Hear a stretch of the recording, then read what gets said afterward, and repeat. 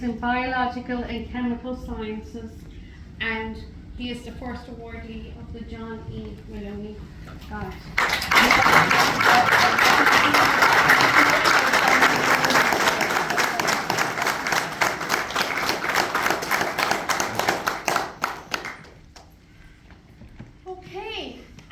So now it gives me great pleasure to ask Nuala Gavin and her son John Gavin to come up and to say a few words.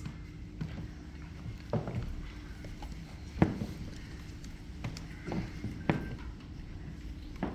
don't know how I will follow this because it's my very first time speaking in front of an audience.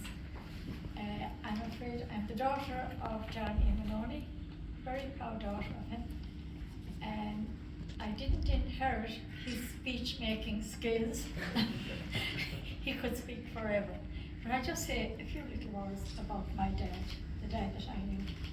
He was born in 1914. Daniel and Bridget Moloney were his parents. Unfortunately, his dad died when he was 4 years of age.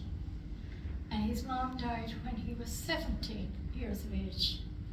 He had 4 sisters, and he was an orphan really at 17 years of age. He went to the CBS school in Sexton Street in Limerick, which he loved and got on very, very well. And we are told that he did a fantastic leaving cert, got a fantastic leaving cert result, and he was awarded a scholarship. But you see, circumstances had changed. Mum and Dad were dead, and it really wasn't feasible for him to attend a university. So he went into the civil service as a custom and excise officer and enjoyed his stay there for 40 years until he retired. But he always felt that, you know, if there was a university in Limerick or something like it, that he would have gone on further and would have studied there. So that did not work out for him. Now, he had 4 sisters, and one of them was my Auntie Bridie, whose son and daughter are here today. And my dad always said about her, she was a fantastic midwife, and I think delivered half the babies in County Galway. And my dad always said about my Auntie Bridie, she would have made a brilliant doctor.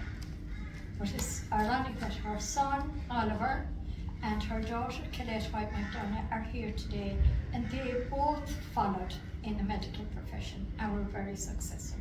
They're both retired now, so I'm delighted to have them here today. But he always thought that he was very involved in the Boys Club and the CBS, you know what I mean, with Brother White, he was the president there, and they kind of all got together, if you like, and all agreed on one thing, that Limerick city and surrounding areas needed a university. So in 1959, the first committee was formed, which was called the Limerick University Project Committee. Now I refer to my dad as being the driver. He was the chairman of that group. They went on a journey, and his passengers were fantastic people. They were the committee, and I can't name them out now because I would be afraid that I would forget one of them. But they were wonderful people. They were ambitious, they were hardworking, they were dedicated, they were in for the long haul, not as long as they would have imagined it took, but above all was their determination on that journey to get a university for the city of Limerick and the surrounding areas. So they went on that journey.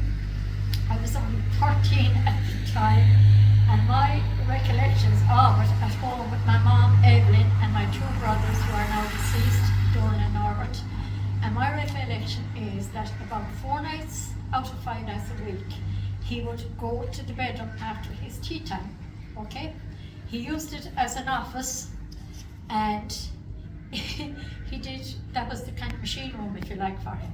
So he did all the work there, and my mum used to be downstairs, and she'd be waiting to go to bed, maybe at night, and she said, "Nuala, will you go up and ask your father, you know, when is he finished? So I would go and open the bedroom door, and to me it looked like unorganised chaos. The bed was littered with papers and bits of this and bits of that, but he knew where every single little bit of paper was and what it meant. So if he wasn't doing that, he was going to meetings with this committee. But they kept at it, and like every journey, there was ups, there was downs, there was disappointments, there was maybe other universities did not want him to succeed in getting university, but they wouldn't take no for an answer. So, fortunately, in 1972, the NIHE, National Institute of Higher Education, opened here in September, and this is the 50th anniversary of that. Now, my dad was absolutely delighted with that, but he did not go on. There was a planning board then. My dad did not go on that for the simple reason he wanted to fight on for the bigger prize. And he kept at it and at it and at it. And he worked so tirelessly. They had to deal with 5 different ministers for education, I think. And eventually, in 1989, in January 89, as President May has said, Mary Euro came down and she announced the full package, the University of Limerick. And he was so happy because it meant what it meant. As you can see what it means now to everybody in the surrounding areas. And unfortunately then he was at that, and unfortunately he died suddenly after coming to play golf in April, 3 months after that. But I think he died happy because he felt himself and that wonderful committee and all the wonderful people who came in along the way during those 30 years. They worked from 59 until 89, and eventually they got the prize. So I am delighted to be here today. I'm sad, but I am delighted that he worked and worked, and the determination paid off in the end. And he would be so proud if he could be here today and see the wonderful place that UL has turned into. He would be absolutely delighted. And I wish you, President May, and all your staff, and everyone in the university, the very best of luck in the future.